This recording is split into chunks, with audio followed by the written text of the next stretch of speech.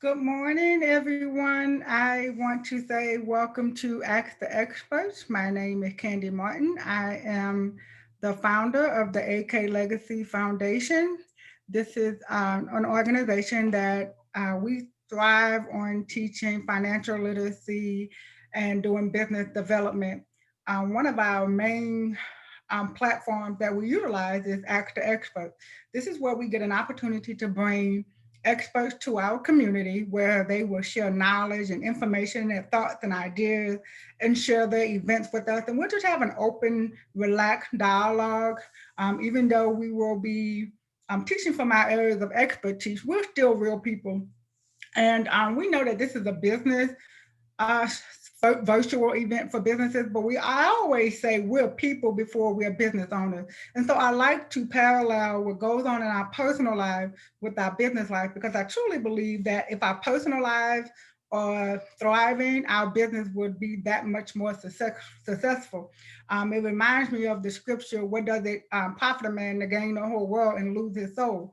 So with that being said, I truly believe, I know we're on our hustle and our grind and we're trying to blow up and get all our followers in place, but nothing matters more than us being whole as adults, as young entrepreneurs. We even cater to children in our organization. I truly believe that if we have healthy personal relationships, our business will be just successful. Everything else will fall in line. And so we're gonna get started with our extra experts today. We have Pastor Tasha Dillon, we have Miss Faith Dickens and Miss Devondra Brown. I am excited that these ladies have decided to join little old me. And so I kind of feel famous for this hour since I have them on the panel. I do want to let everyone know that this meeting is being recorded and it will be replayed on our website, and it is now live streaming on YouTube. So if you have that family member that haven't quite figured out how to use Zoom and you want to invite them to take part in this webcast, send them a text message real quick. Tell them to go over to YouTube and search the AK Legacy Foundation, and there they will find us live streaming. So let's go ahead and get started. And I'm excited. To our panelists, you should have co-host capability, which means you're able to unmute yourself. If you want to share the screen, just let me know so that I can give you the capability to do so. And let's see, got one more that I gotta let back in. All right, so just bear with me a little bit. Like I told you guys, I'm still multitasking, but I do see my full camera crew in the future.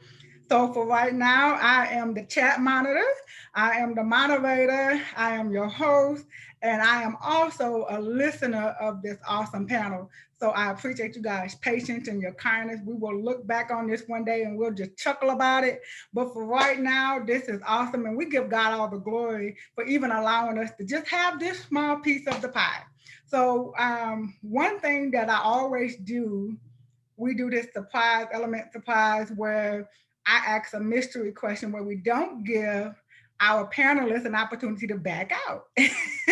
So you guys are on here. You ladies look lovely. Oh my, y'all are stunning. I gotta step up my makeup game. I'm getting there. That's on my list for 2021 is to invest in some makeup. I'm just not gonna do it right now.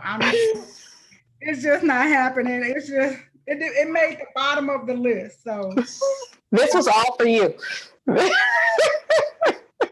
it is at the bottom of my list. Makeup is like, oh, that's another 10 minutes I have to get up. Nah, don't worry about it. But you ladies look lovely. You guys inspire me. I got to step it up. So I am going to come back and give our panelists a chance to tell us a little bit about them and about their business and how you can find them and reach out to them. But I always like to start off with the mystery question, sort of like an icebreaker, kind of make sure that our cameras are working, our audio is fine. And you guys know if you've been on here any length of time, it's Wednesday and the HOA decided to cut the grass. So if you hear the lawnmower, just pretend you don't hear it. He just manages right by my window. I don't know, but hey. So without any challenges, we wouldn't know that we're on task and we're on track to great success. So let's get started. We're gonna start with our mystery question. gonna be fun. I told Pastor Tasha last week, I was like, oh Lord, I gotta come up with questions. We gotta talk about sex with a pastor on here and a minister. Oh Lord. I said, Lord, give me the right questions to ask. We'll be fine. We'll be fine. Pastors have sex too, so no worries about that. Yeah, the married one. The married one. Well, look, at least Pastor Tasha, we're not gonna even go there. Right. Like, it's supposed to be the That's what married I was one, about right? to say. The ones who can. Yeah, The ones yeah, who can. it's supposed to be, that disclaimer. But I'm gonna let you put that disclaimer. I said what I said. hey, that sounds like a show that I can see the headlines. We don't even want to go. We're gonna reel it back in. We're gonna reel it back in. Boy, we could really go with that topic. Okay, focus. Yeah, I had like 4 or 5 questions right off the back that I could ask for that show. So I might have to table that. Pastor Tasha, you gonna come back for that one? Let's do it. Right. She said yes. So before we get into the mystery question, I want to make sure everyone knows how to find us. We're at the AK Legacy Foundation.org. At our website, you can find our YouTube channel, our Facebook pages, and all those sorts of things. So let's get right on in with our mystery question. What I normally do, let's do this. I want to give the ladies an opportunity to answer at will because of the sensitivity of the topic. All seriousness, I want them to chime in where they feel comfortable. And this is be you. This is just be relaxed, be you, don't feel pressured. Whether you answer, don't answer, and I know these ladies and they have integrity, and so I'm not even worried about it, but I just want to let you guys know that our disclaimer, if you need legal assistance, seek your attorney. If you need medical diagnosis, seek your doctor. If you need spiritual guidance, please reach out to your local pastor. And we're saying that just because we just have to, be smart about things, even though we're giving you our advice, our experiences, we're sharing our opinions and our thoughts and the things that we know are factual and they are our truth. However, we just have to let you guys know that if you need any legal, medical, or spiritual certified services, to please reach out to those in your area. And if you need assistance finding any of those, let us know at the AK Legacy Foundation. We will definitely give you a few referrals that you can choose from, because we're here for you to win, and win totally in your personal and in your business. So let's get started. All right, the first mystery question is for Miss Devondra Brown. All right, and so I'll ask her a question, and the other panelists can chime in if they like. So Ms. Devondra, one of the questions that was sent in was, because of the way a woman is dressed, we know that it doesn't give an excuse to someone to mistreat her. However, is she partially to blame because of if she's dressed provocative and she's sending the wrong signal? Resounding no. Resounding no. So first thing too, I want to add to your disclaimer is that for some, because we're talking about sexuality, and especially sexuality possibly laid over some spirituality and business, I put out always a possible trigger warning, because we never know what someone is going to be triggered by or be brought back to a past trauma. And so while you said that, put in there that if people need the emotional help, please reach out to someone, I always also like to put out there, just kind of be aware of your own self and your senses to when you're having or listening to these types of conversations, not for people to react, but to understand that if you're having a reaction internally, that you may need to kind of talk through that either with yourself, a loved one, a support system, or even a professional. So, but to go back to the question, a resounding no, no matter what it is. No one has the right to violate anyone else, to disrespect anyone else. I do like to tell people, though, you dress for your comfort level. And I'll use a term that my son used the other day, is that you dress as formal as the occasion or the situation, right?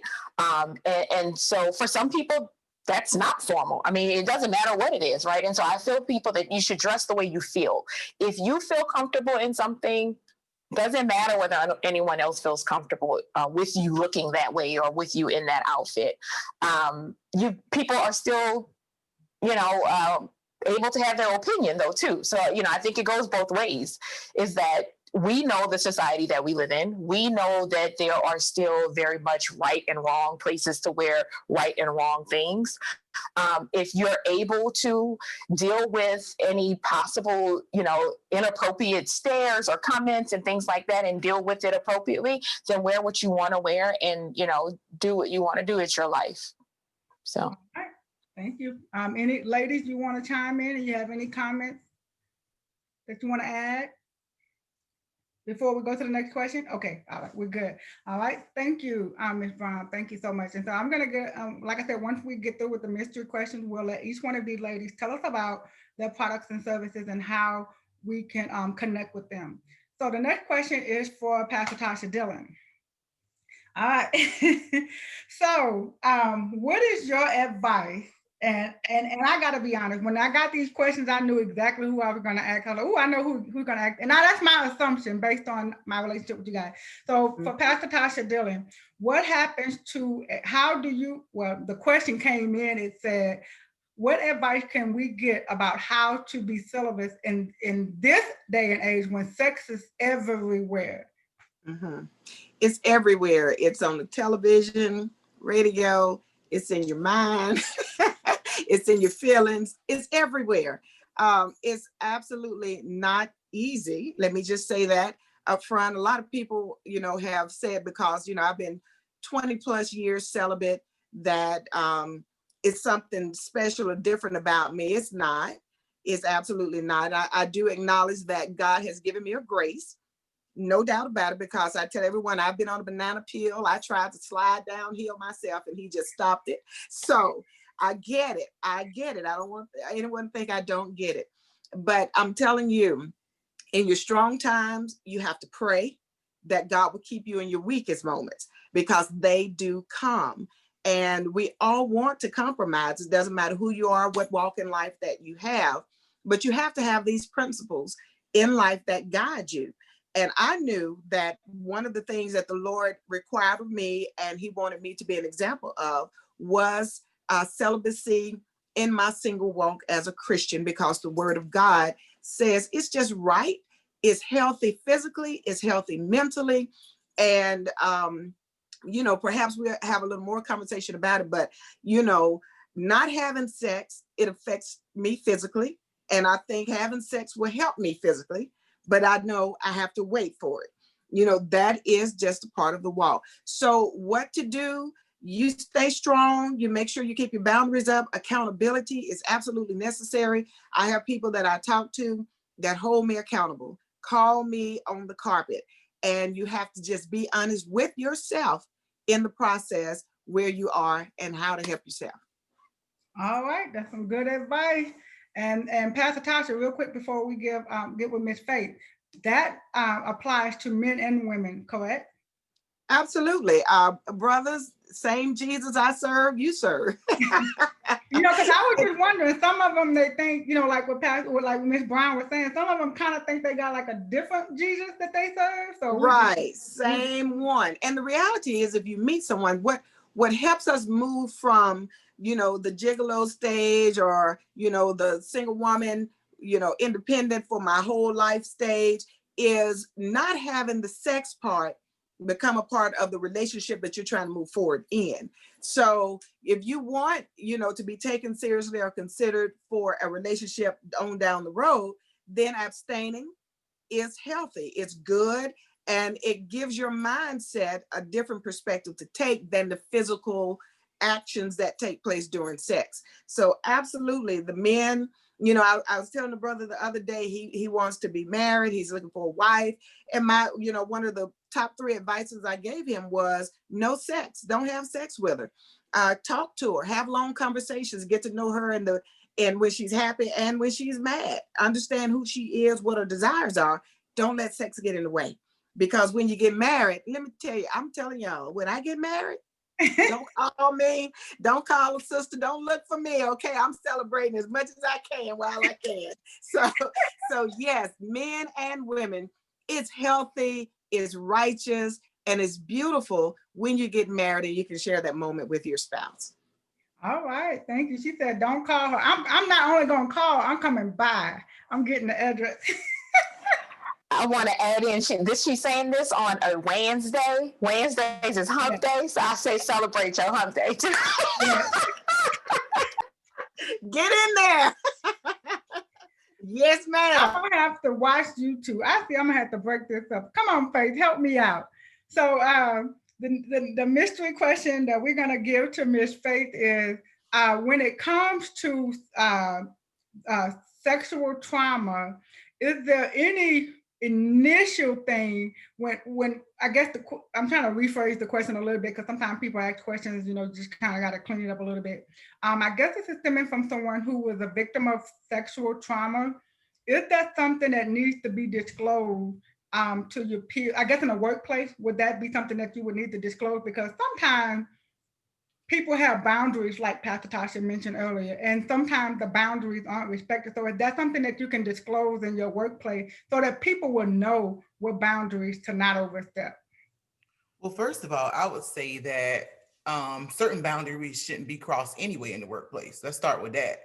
I personally feel that that's your personal business. Nobody needs to know that I've had some sort of sexual abuse, because at the end of the day, you want to be mindful, especially if it's something that can still trigger you and you're still healing from.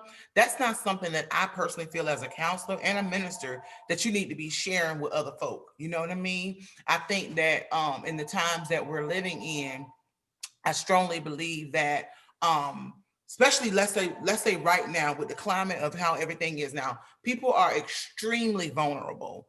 And so I always tell clients to use a lot of wisdom to who you divulge your information to, because not everyone has the proper the tools to help you, one, and the right motive behind helping you. And so on the job, absolutely not. I would strongly disencourage people from sharing your sexual trauma, because it can be taken a number of ways and you're going to work.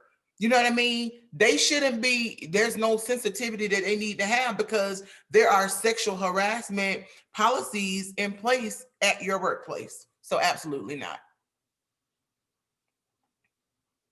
I can't hear you, Candy. Oh yeah, sorry. And so that's going to kind of spill over in one of our questions that we have upcoming.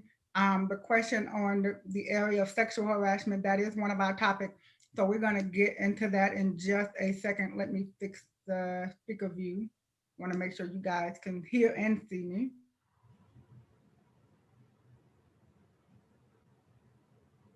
You guys still hear? Yes. Yes, we hear you.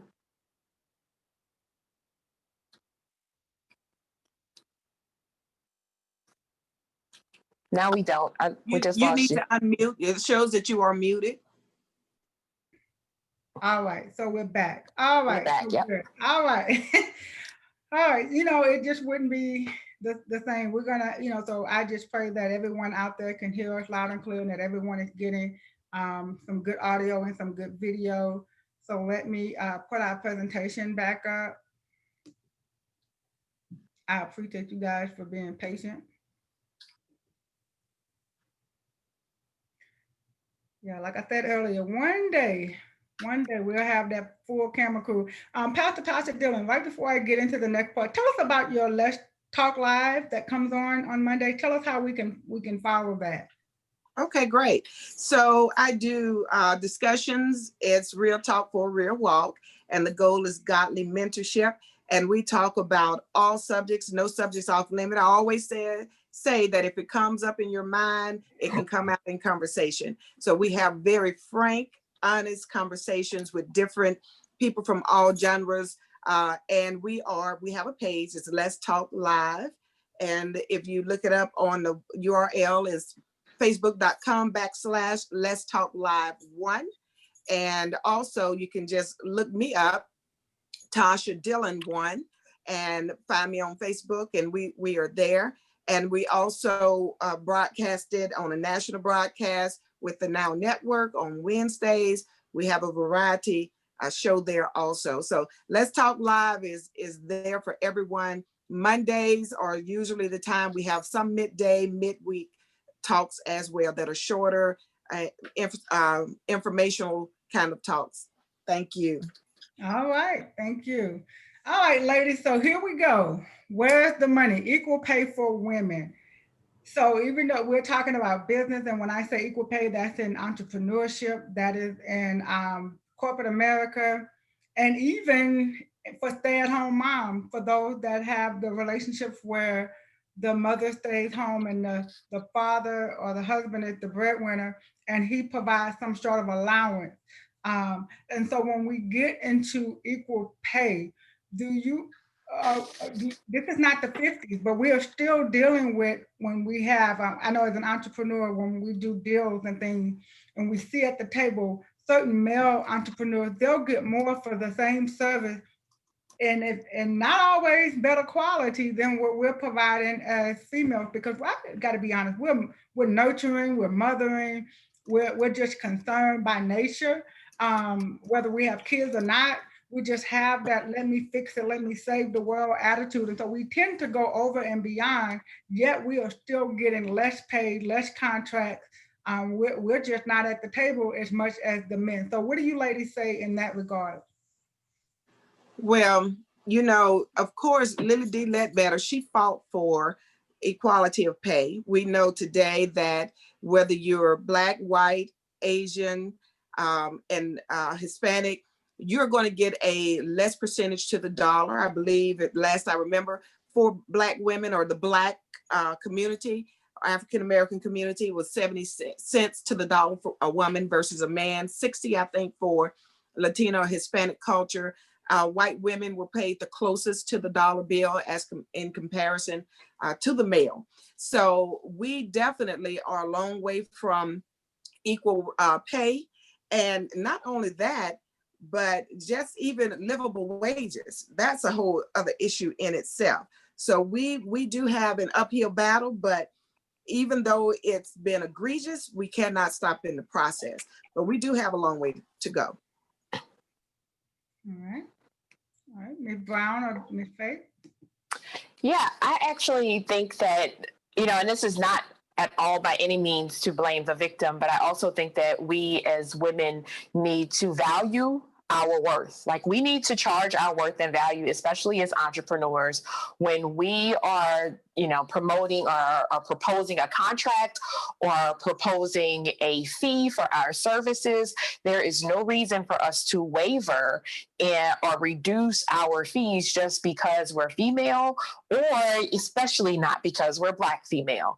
And that is by no means to blame the victim. Society has definitely oppressed women. There was obviously an old feminist movement, a new feminist movement, and women's rights still need to be vocalized, and we definitely need to continue to mobilize.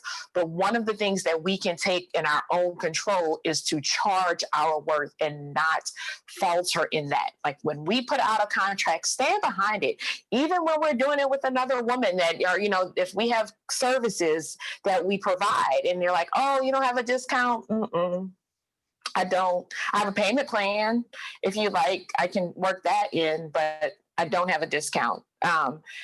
Or if you're running a sale, run the sale, but run that sale. Don't discount things just because someone asked you or you feel less than, because part of that is your, is who you are.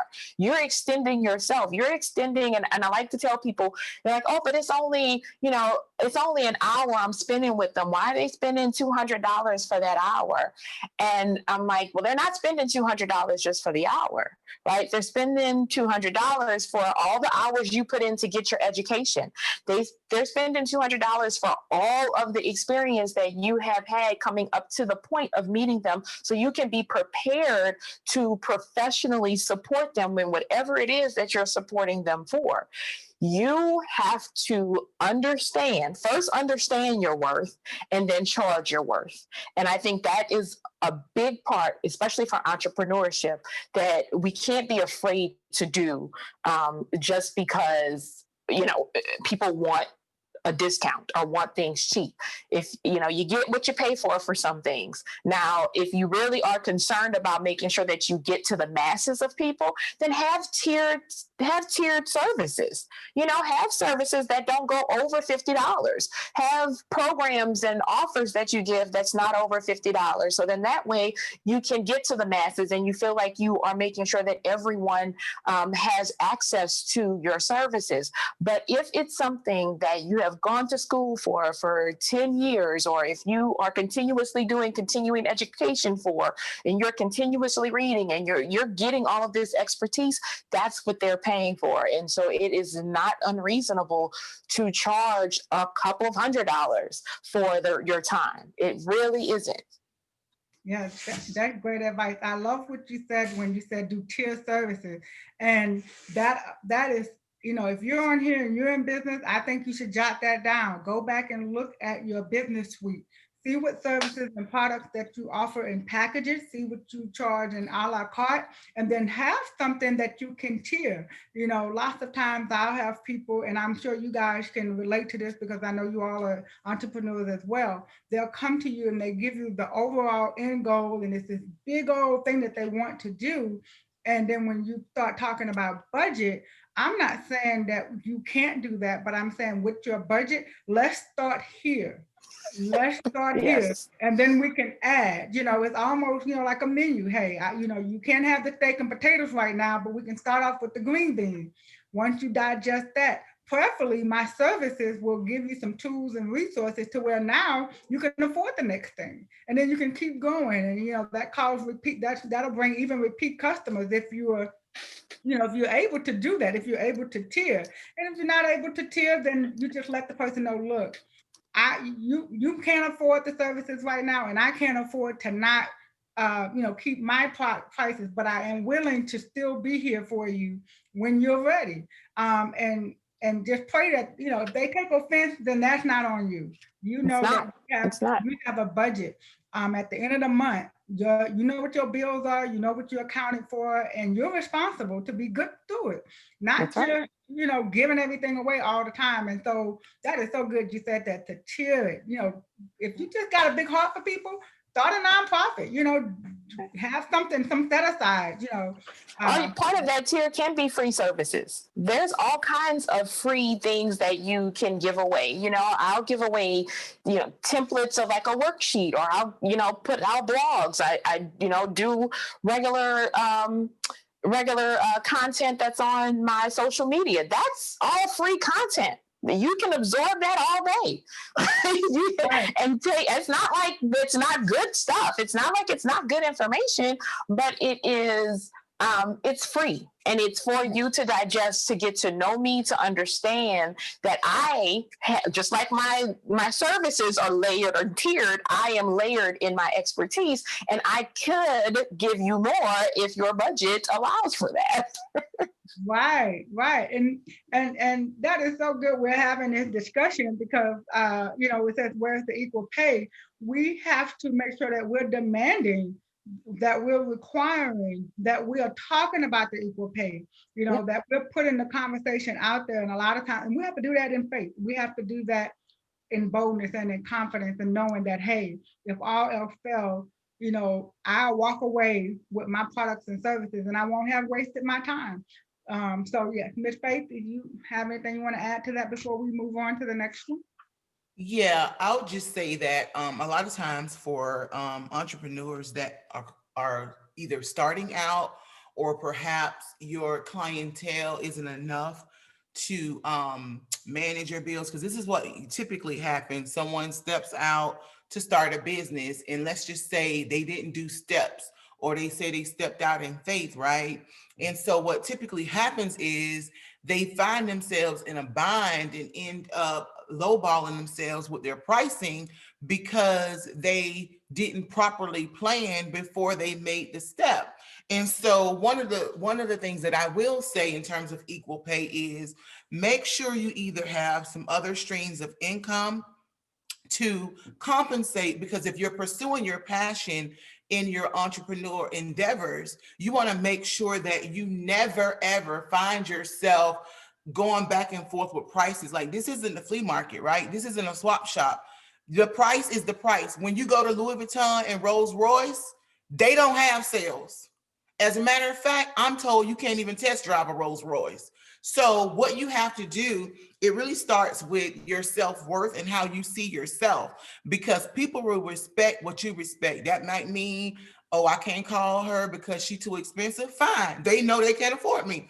That's not a bad thing. Maybe at one point in their life, they'll get there. When we're going to restaurants, right? Say we may go out to eat, and let's just say we're going here. Oh no, we can't go there today. Maybe we can go to this because it's, what is it? The little menu things that they have, the little dollar signs that they have when you're looking online. It'll have $4 signs if it's expensive too. Let's go to the one that have two. So find something in your budget, but what you can't afford to do is you got to believe, because if you don't believe in it, nobody else will. And people will play on your heart. They'll, like she said, there are free things. You know, you have free webinars. You may have free content. You may even offer a free 20, 15-minute consultation. But what you can't get is for me to, because guess what? These lights on, y'all. Y'all see these lights in this house? I can't have Wi-Fi to talk to you, boo-boo, if I don't get paid. So one day I actually told the client that. She was cracking. She said, Faith, you're funny. But, you know, you have to bring people back because they're expecting everything and don't want to pay nothing. And you don't really want, honestly, you really don't want clients like that. Right. You want clients that don't mind paying for what they're going to get, because like she said, your experience, your education, your expertise, your hardships, everything that's what you're paying for. And my time. Time is a commodity that we will never, ever get back. So right. Yeah, when you come and you look at the site and it says whatever the price is for whatever you think you need, that's the price. And if you can't afford it, let's try to figure out another path for you, or you could just save your money until you're able to come back to me. That's people right. Pay for what they want. That's really good. Yeah. And I'll add as well, you know, being in a nonprofit for so long, and of course, being a pastor is a whole different thing when it comes to business and people. Praise the Lord for all the, you know, wonderful people who feel like you should just do it out of love and kindness because Jesus paid it all. But what I would say is, for the nonprofit sector, people should understand that same principle as well, that it takes time to learn your craft, and it takes it takes income in order to keep producing quality services on a nonprofit level. And I'm telling you, I have been in a situation where I provide the exact same service you can walk into an attorney's office and get, and they'll pay the attorney $5,000 and question why they have to pay you $500. And so we do need to start respecting people who are expert in their areas and just divvy up and get the service done right. That's right. It's so very key. It's just something Faith said at the very beginning. She said you got to walk in faith. You got to know that you're supposed to be launching this and then have multiple streams of income. So you're not so just hungry and thirsty and just taking whatever you can get just because you're afraid that I got to make this work, because if this doesn't work, then I have nothing. And so, and then when you come into that, there are going to be some that's just not going to like it. They're going to say, why is she charging $500 or why is she charging $5,000? I know I can get it from somewhere else for such and such. Well, that's fine. I mean, you know, maybe I'm not the one for you. And we just have to have that. We just have to get that and not feel like we're being arrogant. We just got to know our worth. And I think Ms. Brown spoke about that earlier, knowing your worth. One of the panelists mentioned knowing your worth. And so what I would like to do at this time is to give our panelists, each one of them, to tell us a little bit about them and their services and how we could reach out to them, or if you have an event coming up, or if you have something that you do on a regular, you know, tell us how we can connect. And then we'll just go in the order that it is on the screen. So Pastor Tasha Dillon, you can go first, and then Ms. Faith, and then Ms. Devondra, and then we'll get into our next segment. Okay, well, thank you. Well, for me, a couple of the things that, you know, right now the pandemic has me focused on the ministry, the church part, and doing much of that. But in January, hopefully January, no later than February, I'll be launching 3D consulting, which is what I've been doing for 25 plus years. And that's with nonprofit and small business consultation and media services also. And I hope, you know, and that's from startup to branding to marketing. And for the churches who are doing live stream and the ministries who are blogging and going on Facebook and other social outlets, then we're able to help with that particular kind of service. But that is something that post-pandemic, the calm down, and I'm hoping to see that around February to be able to have that time. And also I do have some books that I've authored, which are on Amazon.com. And you can just search my name, Tasha Dillon, and you'll see those books there. And I believe that from the spiritual and the practical aspect, some of those books will be a blessing to you for women who are in ministry. I take an approach of the biblical, the historical, the cultural, and the current society, looking at women in ministry also. So I'm excited about the work that I do. I love it. I'm called to it. God called me out of corporate America. I was on my way in getting promoted. He told me to come back home to Mississippi, Macomb, Mississippi, how that happened. And God brought me back here and took me out of the corporate and put me in the kingdom.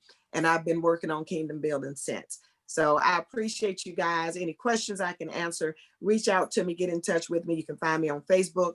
I also have a ministries page, Tasha Dillon Ministries, and I do reply, I do respond back. Thank you. Thank you, Ms. Faith. Yes, I am a certified counselor, living in counseling services. So what I do basically, I don't, people think I specialize in grief. I do a number of types of counseling. Grief is just something that I'm a little bit more passionate about, grief and healing, because I'm a strong believer and proponent that healed people, unhealed people hurt people. And so, especially if you're a leader, right? You're in such a position to damage people if you are unhealed and you have unresolved things going on. And so I'm very passionate about seeing people be healed, because I have been at the other end of having leaders in workplaces, in churches, in families that needed healing. And they were, I had to submit to them at some point in my life for whatever the reason was, and experience some things. And so the other thing is grief, and grief just not at the loss of a loved one, but grieving your empty nest, grieving the death of a relationship, your marriage, your divorce, right? The thing about losing a loved one is that you resolve the fact that they're not coming back. When you go through the death of a relationship, a marriage, a divorce, that person is walking around with all your secrets and all of your stuff. They're not dead, they're alive, very much alive. And so people need to know how to process all of that. How do we deal with pain and heartbreaks? Because we love, and we're famous for, especially in our community, of putting on the lashes and the hair and the lace front wigs and the red bottoms to camouflage what we're really dealing with. But deep down inside, we got some layers. And so one of the things that I always make a joke about, there's so many women empowerment events that are held by mean girls. Like, for real, you don't even like women. Like, get your life, girl, I see you. And so the other thing is, I'm also a licensed minister. On October 30th of this year, right around the corner, Halloween Day, I will be hosting my very first Thrive and Pair conference virtually. It's going to be, now it's free, it's cost free, but registration is required. I have an incredible lineup. If you go to my website, liveagaincs.com, you will see the link for Thrive. You can see the links to, get services and things like that done. I'm just really, really passionate about the area of prayer. God called me into intercession and prayer years ago. I'm a church baby, was raised in it, fought it forever, was like, it don't take all of that. Every time you turn around, my mama was in the home praying, wake up in the middle of the night, she praying. I'm just like, I'm not gonna be that woman. Well, I'm her on steroids, right? And so I can't fight it. I am who I am, but God has also called me into I call it business street, ministry and business. And so the whole counseling aspect, a lot of the prophetic and all of that spills over into it, because God's given me some insight and discernment. It ain't anything that faith has to do, but just being able to peer into stuff. And sometimes I'm talking to people and it just comes. And so I take clients that are saved, clients that are not saved. I don't like, because some people think that you're going to browbeat them about Christianity. No, we love you. And so that's the part of having discernment. So I'm just, like I said, I'm very passionate about my work. I'm very passionate about people having an intimate relationship with God through prayer. That is key. It starts with our identity in Christ. And so as a counselor, as a minister, I'm very passionate about people being healed, made whole, and people having an intimate relationship with God through prayer. So register for Thrive in Prayer. It is held on Saturday, October 4th. I'm sorry, October 4th. It ends at 4. I'm thinking of number 4. It's from 10 to 4, and it may end a little earlier. I'm not sure. And we're just gonna let God do what he does. But I have some incredible speakers. It's free. Share it. Invite other people. You know, that's another thing. This is free, right? So people will be like, oh, I ain't registered yet. Okay, so when it was a cost for it, that was a problem. You see what I'm saying? But God told me to do it for free. So I'm gonna always listen, this girl, I'm a daddy's girl. I'm gonna always do what my daddy tell me to do. So if he says free, you know, I tried to negotiate with him and do an auction, but he wouldn't let me. So he won. He always wins. So that is how you can connect with me. liveagaincs.com. And I used to do Christian comedy, so every now and then it comes out. Sorry, y'all. Thank you, Ms. Yvonne. Hi, thank you. So, I guess first way to find me across all socials is Dibs on Sex. That's Devondra I. Brown Services. So DIBS on Sex. That's on Instagram and Facebook. And then you can go to my website directly. That's devondrabrown.com.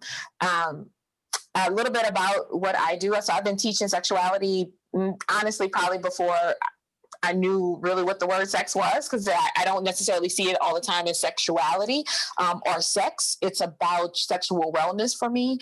So I've been teaching about the body and sex since I was 13. I do truly believe that it has been a calling ever since then. I started in my Catholic all-girls school and really I felt a way to connect with people and help them understand that their body was their property and not for someone else, or not for them to use or for someone else to use. And that has kind of always been my message. Still yet, I do identify as a Catholic, as a Christian. I do self-identify as a cafeteria Catholic. I'm not going to lie. And that's where, you know, you take what you want and leave the rest. And I know Pastor might not like it, but that's the way I like it. And so it's working for me and God right now. So that goes, you know, to the past, and that's a little Christian comedy also for my sister Faith. So so I do sexual wellness consulting and educating. So I educate to public, lay people, things like that, about what sexual wellness is, what my understanding of it is, and how they can come to their own personal understanding with their sexuality. I also consult with physicians, therapists, nurses, educators, pastors as well, all that people that are what I call health and helping professions, right? So those are people that support our general public in places of either therapy or counseling, but some kind of way that they are having intimate conversations and sometimes aren't very comfortable or well educated on the most intimacy of conversations, which is sex and sexuality, getting them able to understand non-binaryism or understanding no judgment zones, even if you have a particular faith or a calling to do something, to be a no judgment space. And how does that look while you're staying true to who you are as a Christian? How to get support services and what are resources out there for sex and sexuality for you to be able to refer people to if it is out of your purview. Being comfortable enough and aware enough that you're going to turn somebody away if you don't welcome them. It doesn't matter what your belief is, but you're going to turn them away from not only you and someone who may, as someone who may truly care about them, but definitely if you're trying to bring them into the fold of God, you're definitely going to turn them away if it's not welcoming and open to any and all conversations. So with that being said, I actually have a private group that's starting in December. And that group will be Christian women on sexual wellness. And it is Christian women that have decided that they want to really understand their sex and sexuality for themselves in a non-shaming, non-guilt-free zone, completely in a way that they can figure out what their sexuality, what their sex life, who they are as a sexual being. Because like it or not, no matter what you decide, you are a sexual being from birth to grave. You know, especially women, I tell that all, tell people all the time, women, we are the only being that has one body part that has nothing else but pleasure. That's the only purpose that it's there for. So for us to deny that we're sexual beings from birth to grave is idiotic. It doesn't make any sense. What you do with that sexuality, how you relate to that sexuality and yourself, you as a sexual being, is what we need to kind of get back to. And so I really do focus a lot of my attention on people understanding that this is a wellness journey. This has nothing to do whether or not you are having intercourse. It has nothing to do whether or not if you are not watching pornography. That has nothing to do with it. As a sex educator, that's not what I'm talking about all the time. There are a lot of celibate people that I have coached through their sexual wellness. It's part of who you are as a sexual person. And so that private group, like I said, will start in December. It is invite only. If people want to participate in it, they have to email me personally, and then they will be interviewed to see if they are able and at the stage to join the group, because it really is a very intimate discussion and connection and journey that we're going on together. And so it is not open to the public. If they want to, they can email me directly at info@davandrabrown.com. So that's info@DAVONDRABROWN.com. So thank you, Candy, for that. All right, thank you, ladies. And so, hey, I love all of what each and every last one of you are doing, and I do want to mention that the flyer that you see on the screen, Pastor Tasha Dillon designed that flyer, and the I call it a moving flyer. She also has one that moves. I just think she's talented. I'm like, okay, hey, I can't even do that, so I got to get with it. So if I don't know if that's a service you for hire, but if not, I'll just throw it out there. The girl is bad. If you need some flyers or some graphic or design work, hit her up. Go to her website and then grovel for her services. No, just playing.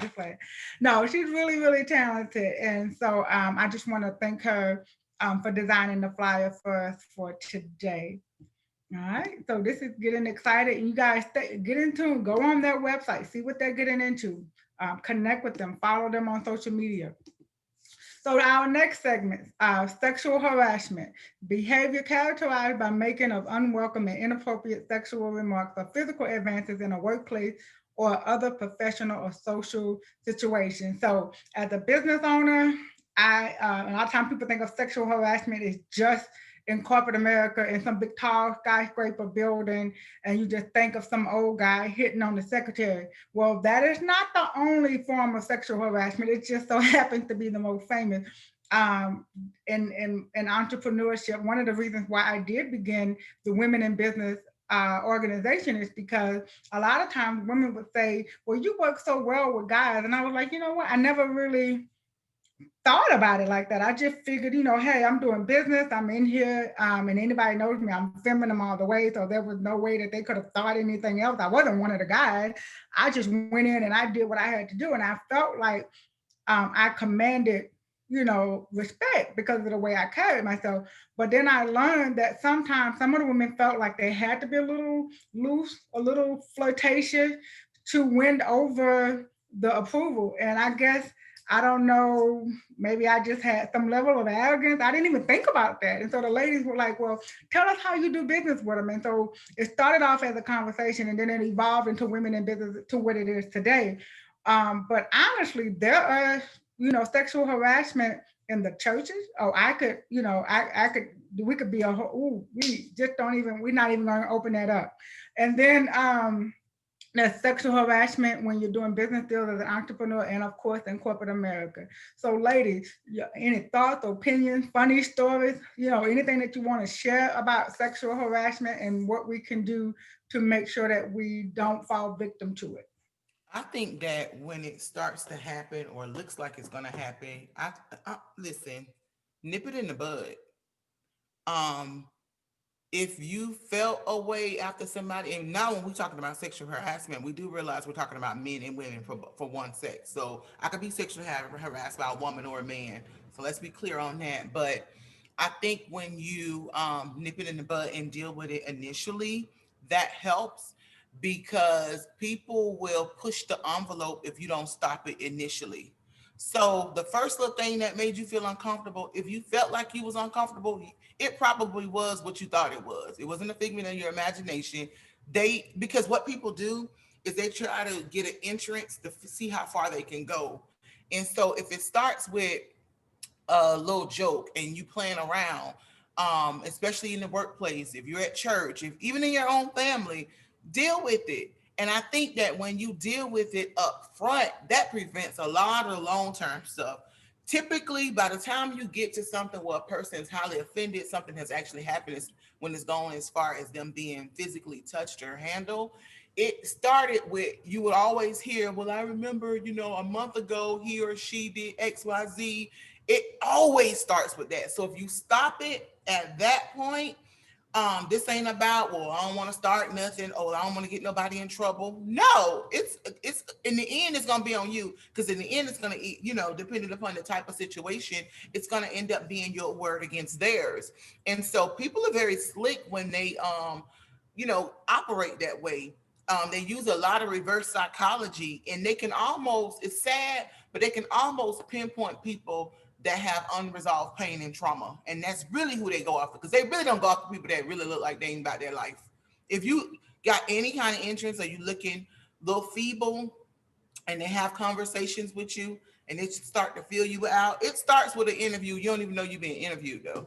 You know what I mean? And so you just got to really be wise in nipping it in the bud. And that doesn't mean that they won't continue, but that's a big part of it. 90% of sexual harassment cases started because somebody did not deal with it in the very beginning, when the first little nasty joke came, or the first little innuendo, or something that they text or email you that was inappropriate. You didn't deal with that, so it continued.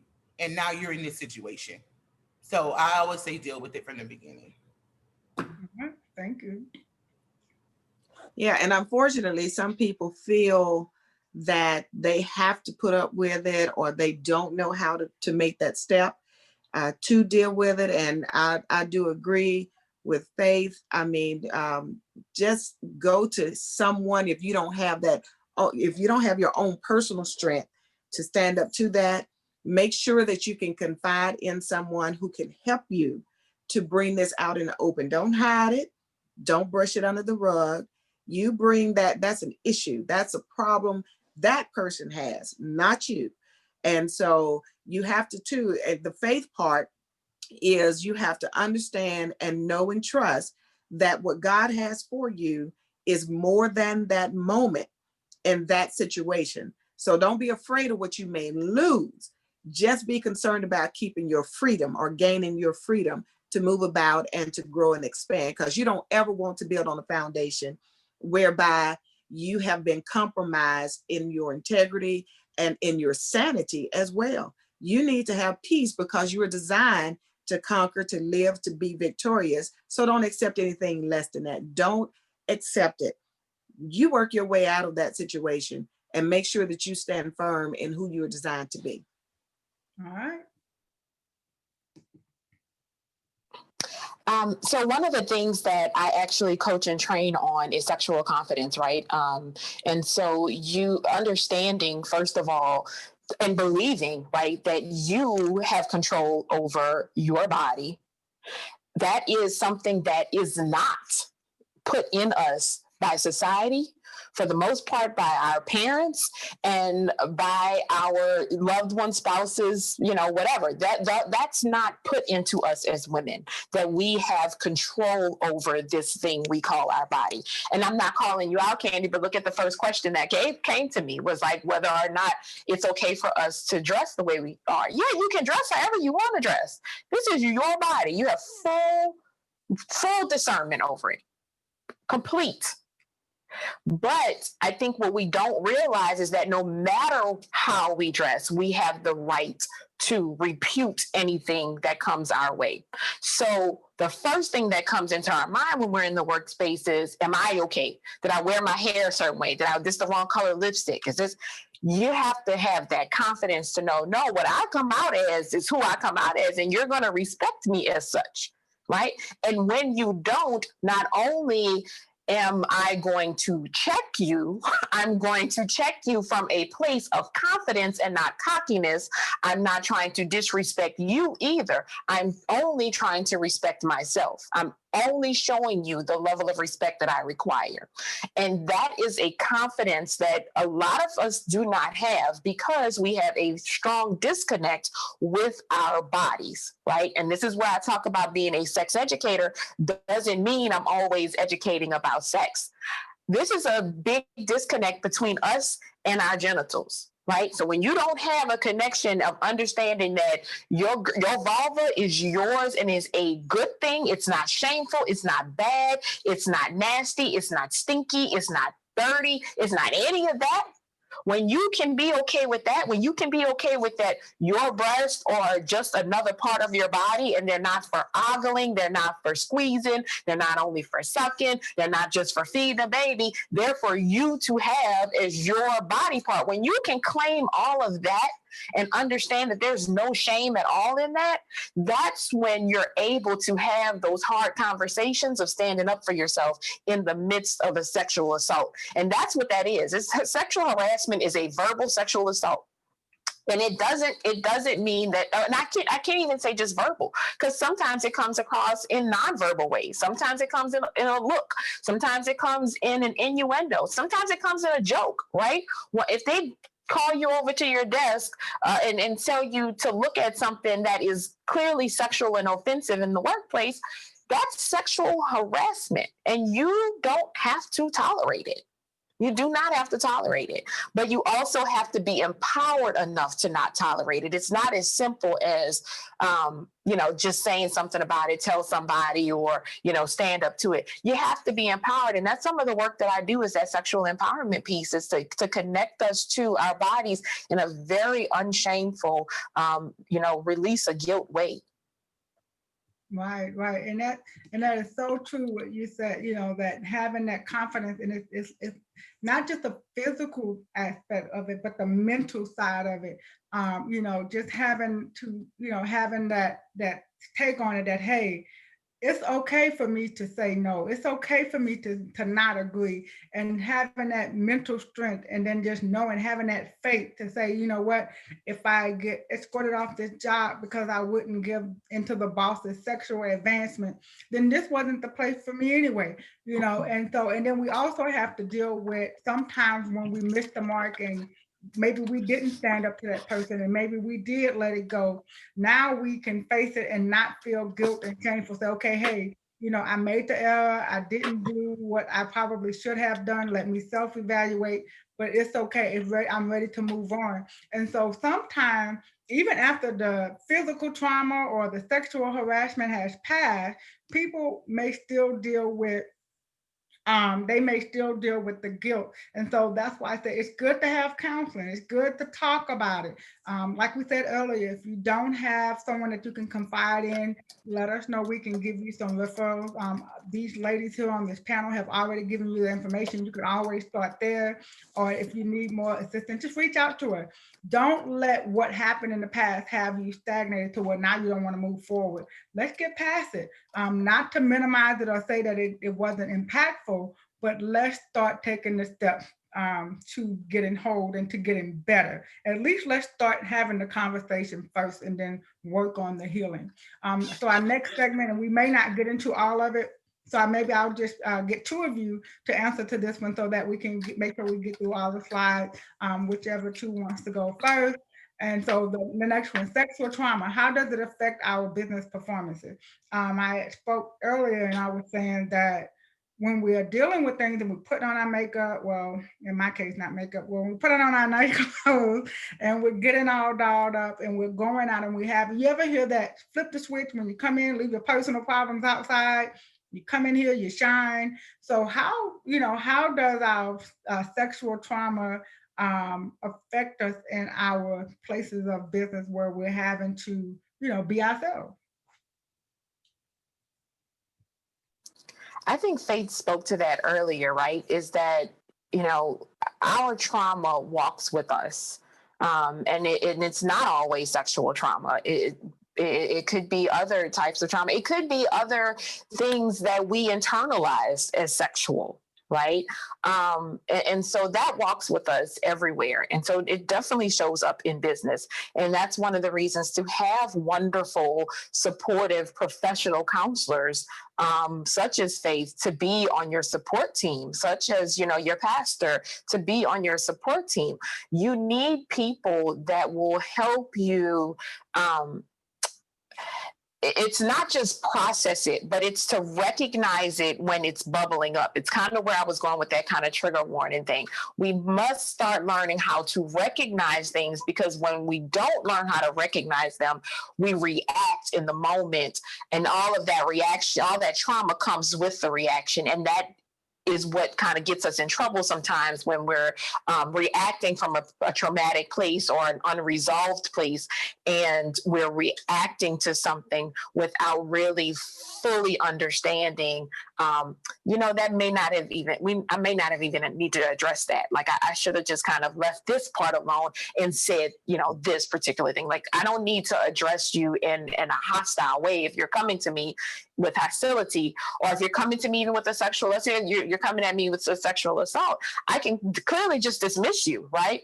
But that's only if I have resolved the trauma, and if I can recognize it as another possible traumatic moment for me. I can't remember. So I do a weekly podcast on a weekly live stream on Instagram on Made of Millions. They're a platform that addresses OCD and destigmatizing mental illness. And so I do a program called Intersections with an SEX in the middle. And I intersect, basically sexual wellness with every other facet and wellness of our life. And I say that to say I had someone come on not too long ago as my professional guest that really, expert guest, that spoke about that whole thing of really recognizing your trauma. Really recognizing when she was in an intimate situation with her current very supportive partner, that something they did was triggering her, and she was about to respond in a verbally violent way, because she didn't expect this person to have this type of action. And so since it was out of place and it triggered her to a past trauma, she was about to respond, what she called inappropriately. And she thought about it, and she realized that she was being triggered. And she then told her loving partner, hey, I want you to recognize that just now I was triggered. This is why. And then from that point, they had a loving, honest conversation about either one, how they can continue to incorporate that by understanding that there are two different people. She's no longer with that victimizer, with the perpetrator. Or the second option is that person needed to take it out of their roles. They needed to take it out of their interactions, because it was going to always trigger her. And so it's those types of supportive conversations and understanding your triggers that you should be able to have with the people that are in your life, if you really understand your trauma. All right.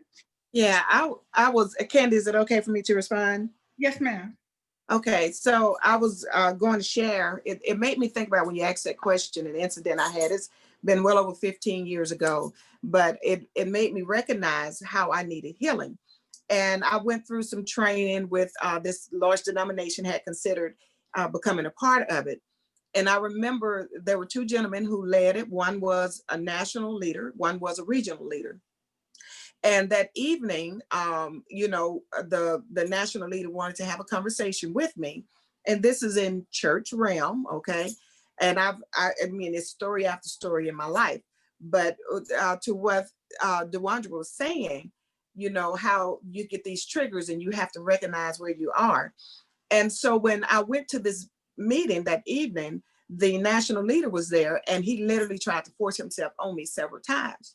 So I eventually get out of the room and I go to my car and I call the other leader, who's a regional leader that had actually been a part of recruiting me. We had all trained together. We had spent a lot of time together. They had been at my church, knew my leader and all of that.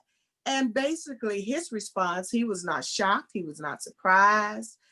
He just brushed over it with no recompense over the situation. And I had to literally sit in my car. And let me just be really honest with you guys. And I've been in ministry a long time and I loved Jesus then and I still love him now. But I had a pistol in my car and I contemplated getting that pistol and going back in that particular room and doing something to that man because of how he blatantly and overtly disrespected me and forced himself on me. And it's so very true that when you have experiences, there are things that can trigger you and you don't even realize it's still in you until you have an incident. And so I learned in those high, I have taught and trained myself to become probably a passive person in the moment. I'll deal with it, but I have to get through it. And I had to get through that moment. And so what I learned about myself is I was not over it. I had not worked it out. And I needed, in order to be able to holistically move forward in ministry, in business part of ministry, or as our Sister Dickens called it, what was it? Businessry. I had to understand that I needed wholeness and healing. So if you have encountered those situations, you better not dismiss it or try to sweep it under the rug, because trust me, it doesn't just disappear. It doesn't go away.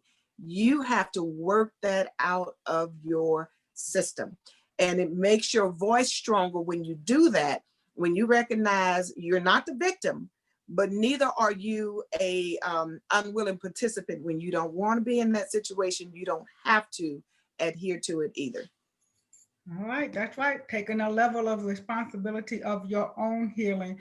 Do not wait. And that's probably going to be a topic that we'll have to table for another day. Not waiting on the person to come to you and apologize. Sometimes that may never happen. So we'll have to take action and be responsible for our own restoration and healing. And, you know, it's sad to say, we don't always get that person working with a full debt that realized that what they did or didn't do was inappropriate and that it caused pain for you as well. So that is so awesome. Like I said, that I know some of these topics, some of these questions can be like, oh my God, I just need more time.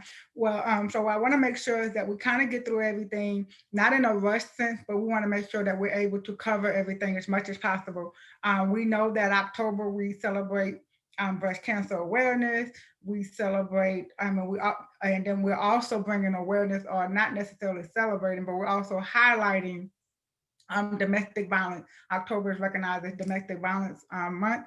And guys, if you're out there, know this is not just a women-only podcast, webcast. This is something where we talk to each and every person. Just at this particular moment, all of my panelists just so happen to be women. And we are open to all races taken in a dialogue. We just all happen to be Black women at this particular moment. So everyone is welcome here.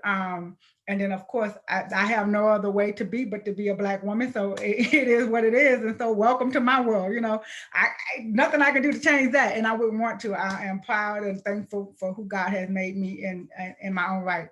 But I do want to bring out the number for domestic violence. If you are in need of help or assistance and you don't want to talk to someone locally, or you may not have that, you just may want to ask anonymous, you know, without your name being spoken. You can dial 1-800-799-7233, and the website is thehotline.org.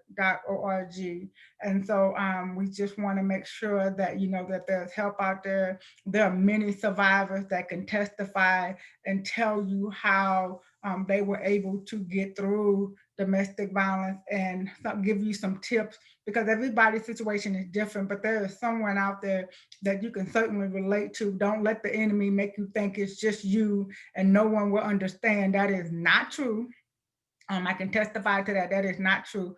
There are many women that can, and men, because there are some men that are being abused as well, that can relate. You are not on that island by yourself, and it is not nothing to be ashamed of. So the number again is 1-800-799-7233. And as always, you can reach out to us at the AK Legacy Foundation. Really quick, we have our women's conference coming up. I know I just told the guys this is not a women-only podcast, webcast, but right now it's all about the women. We do have our women's conference coming up, and this year it will be virtual due to the pandemic. Our theme is minding our business. And we mean that in every area, minding our business.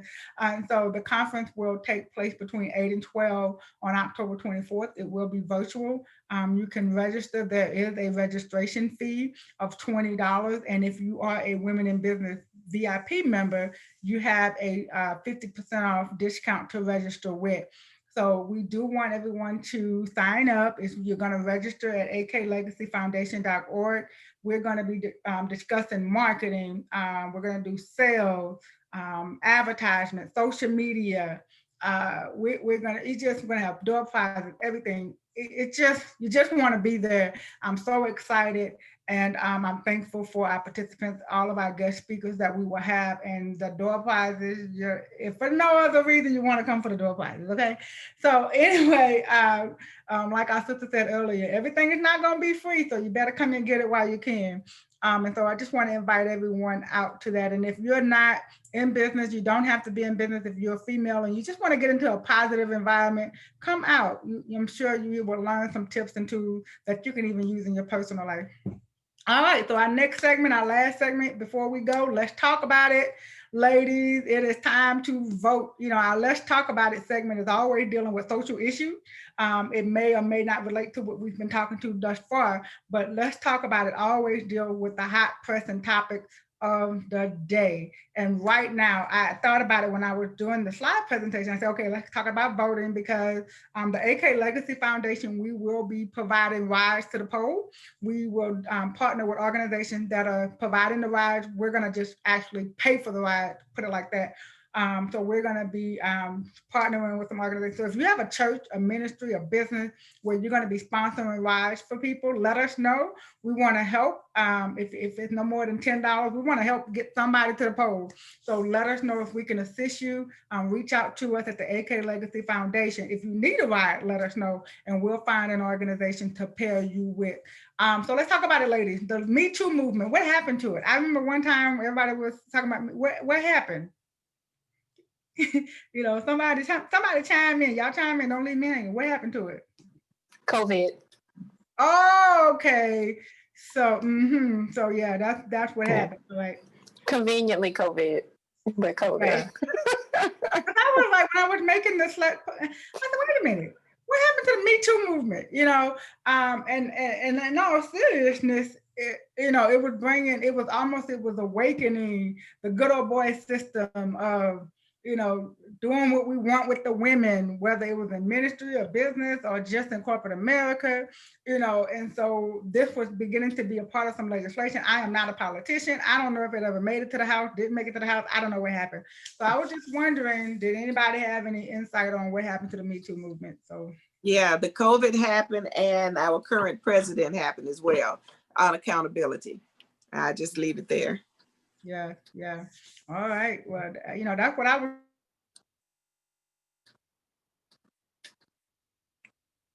would look like.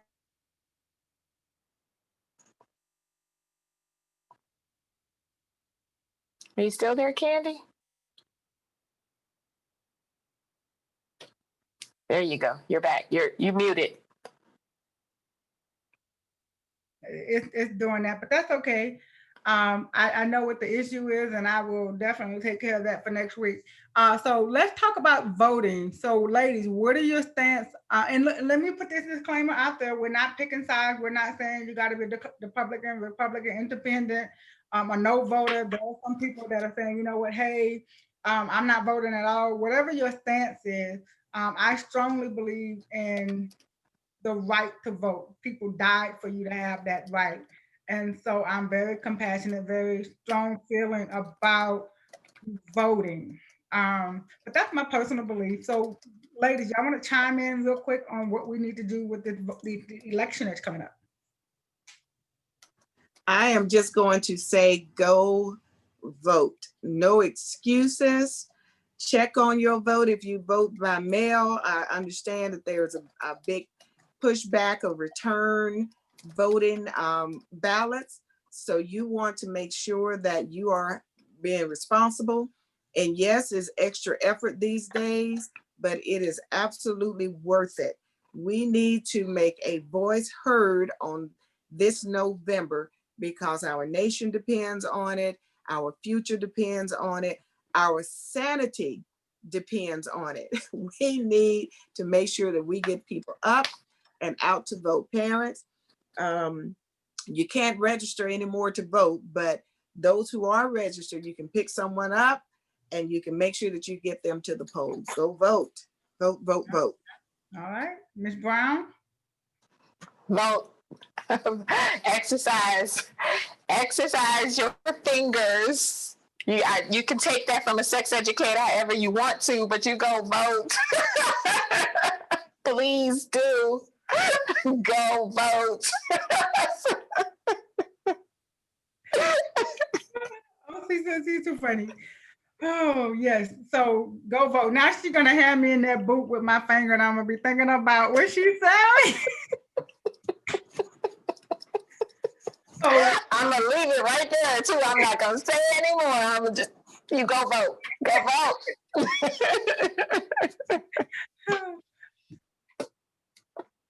Miss Faith? Yeah, I think that you don't really have an option. This is important. I'm a believer, but we must vote. You gotta get out and vote. I will say this, and I'm just gonna leave this right here. A lot of what is going on in our country reflects the heart of our country. And I'm just gonna drop it. You can, dissect that how you want to. Right, But right. So she's it's saving that definitely for our next conversation. So yeah, I mean, guys, just go vote and don't forget the vote down ballot. Don't just vote for the big ticket item, which is the president. Most of the decisions, most of what we go through, most of what we receive in funding, and I know Pastor Tasha Dillon can speak to this because she's been in the political realm. Funding, money, cash, dinero that comes from voting for your community, letting it be known, the census, filling it out, things of that nature. Get into the business part, not just the limelight of politics. It's almost like show business. You got the great singer, but all the real deals are in the back, at the business table. So make sure that you are voting down ballot. Know who's running for councilman, who's running for your alderman offices. Don't forget about them, your mayors, your just all those what they call little things. It's always the little things. Yes. Yes, yes, yes. So, help me out on that, Pastor Tasha. I know you're more versed in that area. Yeah. So vote, vote, vote, vote. All right. So, Ms. Faith, I know you have another engagement, so I don't want to hold you at any time. If you have to, I want to be respectful of your time, but I do want to bring the last slide up so that we can get closed out properly. And guys, it just never go as planned. You say, you know what, we're gonna be about an hour and 15 minutes, and then we're out of here. And then we're just so passionate about what we do. We love our communities. We love sharing information. this is what the heart of the AK Legacy Foundation is, and this is what we stand for. We believe that when you know better, you do better. When you have exposure to information, you have an opportunity to make a better decision concerning your life and concerning your family's well-being as well. All right, so make sure you guys go out and vote. What I want to say before they give us their closing remarks, make sure that you all are following us on YouTube, because beginning next week, we will not be on Zoom unless you are on the panel. Our audience will be able to view via YouTube. And then of course, if someone shares it on Facebook, you can follow them. But we will be live streaming on YouTube. Please go and follow, subscribe, like, comment on our YouTube channel, so you won't have to register anymore in the future. But if you are a panelist, of course, we'll still be using Zoom. But for the actual viewing for our audience will be on YouTube at the AK Legacy Foundation. Please go follow, subscribe, leave a comment, and just let us know what we can do to improve and to better serve you. All right, so let's, Miss Faith, we'll let you go first. Can you give us some closing remarks about anything that we discussed today, and any final words that you would like to leave with us? So yeah, just to go back and reiterate on that whole sexual harassment piece. It's really important that you deal with that and not brush. That's not something that you brush over the rug. A lot of times I see clients, and um, about 85% of the clients that I see have unresolved things from their adolescence or childhood. And so what generally happens is, unfortunately, if it's not dealt with, it morphs into your adult life. And so a lot of people that have difficulties confronting what I call bullies in a sexual harassment situation, it really comes from a place of arrested development, where you've had things that happen to you in your youth that was never resolved. And so now you're having adult life stuff, and you can't even, so you're 40 years old, but you're acting out and you're becoming afraid of the situation as if you're 10, right? And so that's just a little bit about how that works and how bullies play in on that. It's almost like a dog can smell when someone's afraid of them. And so people can sense, because this is, we live in a very spiritual world. And so spirits will prey on you. That's another topic. But I want to emphasize, if you are that individual and you're struggling with, I don't know if they're going to fire me. I don't know if something may happen to my job. I don't know if I'm going to get any more contracts. It is not worth you compromising your humanity, you compromising your human rights, you compromising yourself and disrespecting yourself for a job, for a position, for a contract. Deal with it. The next thing is self-worth, in terms of how you price things for your business. If someone wants it, and the people that have the most questions prior to them hiring you are the ones that are pretty much not going to hire you. They'll take up all your time, have 100,000 questions, but they ain't about to do nothing. So just send them to the website, and when they're ready to do business, they will. When you get ready to go purchase a car, purchase a home, you ain't gonna talk all day. You ready to get this house, you ready to get this car. How about this? Our food. When we go into the restaurant, we ain't gonna stand there and talk to the waitress all day. We want them to take our order so they can go in the back and have these people cook this food for us. You hungry? So I always say hungry people eat. Lastly, you can reach me on Facebook and Instagram at Live Again CC. Facebook, Instagram, and Twitter, Live Again CC. And that's my handle. And I also have a private page on Facebook for Faith Dickens. But, hit me up. I'm here. I'll talk to you, but I'm also going to tell you, you need to probably schedule a session. This is going to go beyond what I'm able to do in a consultation, sweetheart. Because people try to, and I get it. They try to squeeze it in. You're right, Devondre. They try to squeeze it in. So with that saying, Candy, thank you so much for having me.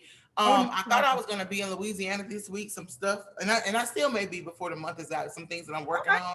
So we may have to get together, but it was great being on the panel with you ladies. I got to run. I have another appointment. Those that are listening, those are going to be listening later. Love you to life. Take this good advice, and y'all have an incredible day. And vote, vote. Yes. Love y'all. Bye-bye. Miss Faith, thank you for coming on. Miss Devondra, let us have it. All right, so definitely want to double back to the celibacy thing. One of the things that I used to say growing up, and I still like to use it, is naughty by nature and chaste by choice. And the reason I like using the word chaste versus abstinence and even celibacy is really because it truly is a choice. It's you actively deciding to do the work. And anything that you decide to do sexually, anything that you decide to do with your body is a choice, and it should be a choice. And it's more about understanding that, living guilt-free, living well, understanding what your body needs, whether that is of a sexual nature or not, but really appreciating us and our bodies for sexual beings is part of your sexual wellness journey. We do a grave disservice in this Western culture of separating ourselves from our sexuality. We do that from the time a child comes into the world. One of the things that I used to have to educate my daycare providers on was we don't do tap and hands when a baby goes to touch privates. That starts that disconnect. Like it or not, that starts that disconnect. That's telling them right there that it's naughty, it's nasty, it's bad, it's dirty. And that starts the men, or not even men, aggressors going down to, well, I want it, so I'm taking it. And it starts the path of the people that are passive going down to, well, I guess I shouldn't do this. I guess I'm going to keep it under wraps. I better not tell anybody. I better not do. It starts the rape culture. When we start separating ourselves from any parts of our body, it starts the disconnect. And we need to have a disconnect, and we need to have a connection to our vulvas, our breasts, and every part of our body. Because the biggest sex organ, this is a good trivia question. The biggest sex organ that anybody has is your skin. Your skin in and of itself is a sex organ. Why? Because it has nerve endings everywhere, which is one of the reasons why I like to use the word chase once again, because like it or not, just because you're not penetrating don't mean that you're not having sexual activity. Okay. And so that's a whole nother thing. We can have a whole conversation about what sex is, what sex ain't, what celibacy is, what celibacy ain't, abstinence. But I say all that to say there are so many more levels to your sex and sexuality than what this Western culture gives us and what we are exposed to. So why we're always sex inundated, we're very sex ignorant in this culture.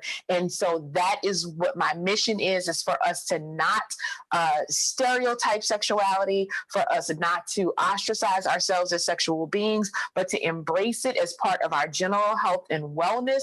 And it is something that we need to attend to, give reverence to, and respect to. And it is not a taboo topic. It is you. It is who you are. It is who we are. And if we do it right, we don't have to keep a hush hush about it and call it taboo topics. If you want to find more about me, like I said, IG, Facebook, I'm on Dibs on Sex. You can also do dibsonsex.com, and it'll bring you straight to my website, devandrabrown.com. So, and then the weekly podcast is Intersections, SEX is in the middle of that. So it's Intersections. And so I'd love to see you there. If you'd like to you have questions or whatever things, drop me an inbox on either one of those platforms.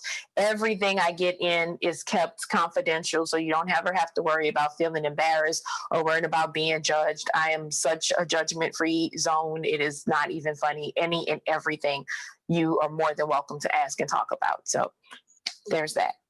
Thank you, Candy, for having me. Thank you. Thank you for taking time out of your schedule to be with us on today, to give us some education, some tips. And it's so true. Mm-hmm. Our culture has made it so taboo when it really shouldn't be. And so we thank you for coming on with us. And so Pastor Tasha Dillon, I want you to come on and give us your last piece of advice. But I also want to ask you before you leave that you would pray for us, that you would pray that if we're in need of help, that we get the help, or if we're in a position to where we can help someone else, that we do that, just whatever the Lord leads you in prayer. But first, tell us a little bit, give us your last final words for us for this session, and then close us out in a prayer. Okay. Well, Candy, thank you for being so bold to do sex and business as a topic. It was very helpful, even for me, to be with these awesome women who gave us so much information that we can use. And so when we talk about sex, especially, and I'm going to take it from a Christian perspective, when you hear the word sex, sex, what I found out is, and because I wondered why was it such a taboo conversation in the church, and the word sex was first used around the 1400s, and it had nothing to do with what we know sex as today in terminology. It was a device that was used for measurement. So 1400s, the word sex comes into play. 1611, the King James Bible is written. And of course, we don't find that word in the Bible, period. We find fornication, adultery.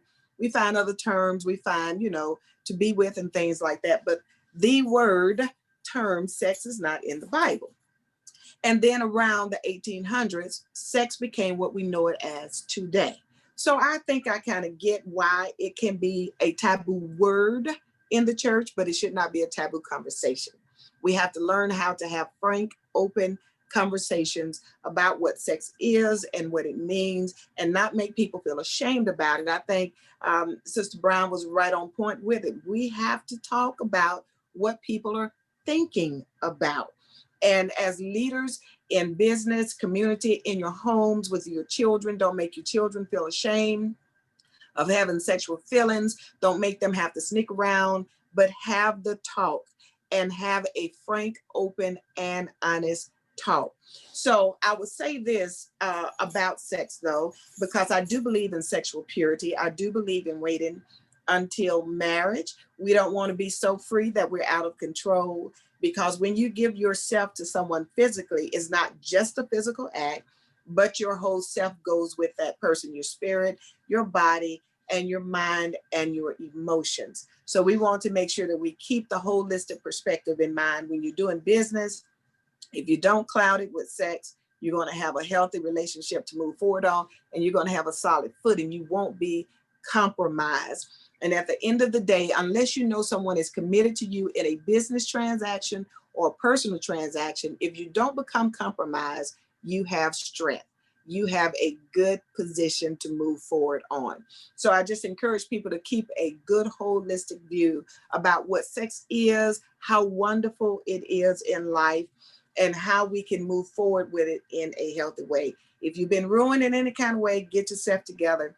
These women who we've heard from today, they provide services to help you find that place of wholeness and healing in ministry, in the marketplace as well. So I do thank you, and I thank God for anyone who has been tuned in and listening today. And I would say this to you is that if any kind of way you have been compromised, let me say this: you're a human being. If it was a willing compromise, you made up your mind to go into an act that was sexual and you did it and you regret it, let me say, don't condemn yourself. Do not be down on yourself for being a human being. What you do is do better. Get up and get going, because you have a whole future in front of you, and you cannot let one act, one action, one person, or one moment or one season of your life stop you. So get up and get going again. All right. And then while you're going, you'll find healing in your going. And I want to say that if you're a Christian, that's my faith. If you are a Christian and you ask God to forgive you, the Bible says that he's faithful and just, 1 John 1:9, to forgive us of all of our sins, and not just forgive you, but to cleanse you. So sometimes we need to be washed over as well. So you can find help in Christ. You can find help with the people that he has equipped as well. So keep these women in mind. So Candy, thank you so very much. And I will say this, and I will just speak a prayer over everyone who's been listening and watching. And I just pray that you will have the strength to move forward in your life as a complete, healed, whole human being, that you will celebrate the person that you are, that you will become knowledgeable of yourself from head to toe. Don't let anyone become more knowledgeable. God, I pray that those who are listening, not let anyone know more about them than they know about themselves, but help us to uncover who we are, to appreciate and celebrate every part of our being. And God, help us to walk in that with our heads up and with ourselves intact and made healed and be whole. In Jesus' name, I do pray that. If you need to reach out to me, Instagram and Facebook, Tasha Dillon Ministries. I do have my private pages on both as well. So feel free to do just that. But Candy, thank you. And to these ladies that I was with on today, I'm quite honored and grateful to have that information.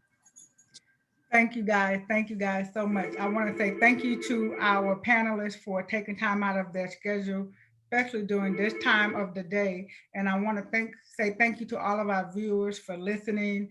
And like I said, on next week, make sure that you tune in on our YouTube channel so that you can continue to support us. And then we will also be posting all the replays. They're on our website. So this one will probably be posted either tonight or tomorrow. So you can go back and watch it and share it. I truly appreciate you all. Go to the AK Legacy Foundation, find out about what we're doing. We are taking donations, we're taking sponsorship, and also for our youth, they're having a fundraiser. And then for our women in business, we are taking enrollment membership, which is $10 a month, or you can pay $100 for the entire year. We are welcoming, we're waiting on you, and we're looking, we're excited. And so once again, lastly, I want to thank all of our viewers, and I want to thank all of our panelists, and a shout out to my mom who is watching. Love you much, Mom. Thank you for tuning in. And you guys have a blessed day. See you guys next week, 11 a.m. Central Time. Thank you guys. Bye-bye.